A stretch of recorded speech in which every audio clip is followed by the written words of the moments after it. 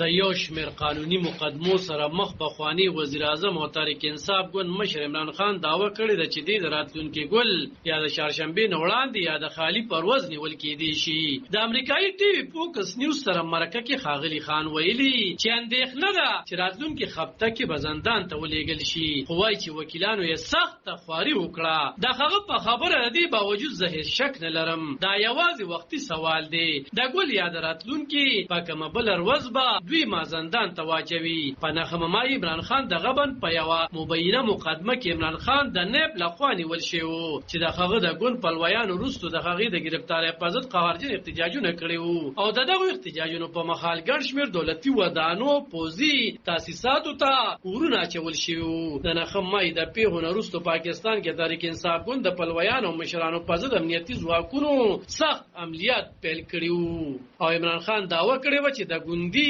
مشرانو په شمول یې تر 100,000 زیات پلویان نیول شوي او د نورو د نیولو خڅې روانې دي. د پاکستان حکومت خو منلې چې نښه او د 10 مای د پیښو په تورونو کې د زرګونو په شمېره کې کسان نیولي او په پوځي دفاعي ودانو برید کوونکو په ضد به په پوځي عدالتونو کې مقدمې چلولی شي. پخواني وزیر اعظم عمران خان په خپلو بېلابېلو مرکو بیانونو کې دعوه کړې ده چې پاکستان پوځي عدالتونو یوازې د ده لپاره فعال کړل شوي دي. حکومتي مشران بیا وایي چې هیڅ نوې پوځي عدالتونه نه دي جوړ شوي، بلکې دا خمخغه عدالتونه چې د عمران خان په واکمنۍ کې فعال وو. په 28 جون د پاکستان د فوج ویان میجر جنرال احمد شریف چودھری په خبري کانفرنس کې ویلي وو چې د عمران خان د ګرفتارۍ خلاف د مای په 9 نیټه د احتجاجونو په مخال په تشدد کې په مبینه توګه د ککړو 102 کسانو مقدمې په پوځي عدالتونو کې شروع شوې دي. د بشري حقوقو فعال ځینې سیاسي مشران او وکیلان په پوځي عدالتونو اعتراض لري او وایي چې د 9 مای دورانکارۍ او تشدد په پیښو کې ککړو ټولو کسانو مقدمې دي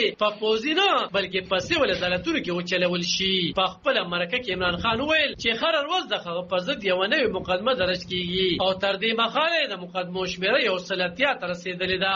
هغه توره لګولو چې دا مخال ملک د ځنګل قانون رایج دی او د د ګوند په پلویانو سخت ظلمونه کېږي. هغه وویل چې د ګوند پلویان یې له کورونو پورته کولی شي او د ګوند په پرېښودلو مجبورولی شي. د عمران خان په خبره پاکستان کې د سیاسي فعالینو سره تر دې وړاندې داسې کله خوم نه دي شوي. تېر کال د بې باورۍ تحریک د لارې د خپل حکومت د ړنګېدو په اړه عمران خان وویل چې د فوج پخواني سرلښکر جنرال قمر جاوید باجوه د خپلې عهدې د مودې پراختیا لپاره دا پلان جوړ کړی و. هغه تورو لګولو چې د فوج پخواني مشر د وزیر اعظم شهباز شریف سره لاره نیولې وه او هغه امریکې ته ویلي و چې زه د امریکې مخالف یم. عمران خان تر دې وړاندې هم د خپل حکومت د ړنګېدو تورونه په امریکا او د پاکستان د فوج په پخواني مشر جنرال قمر جاوید باجوه لګولي دي، خو امریکې او جنرال باجوه دواړو دا تورونه رد کړي دي.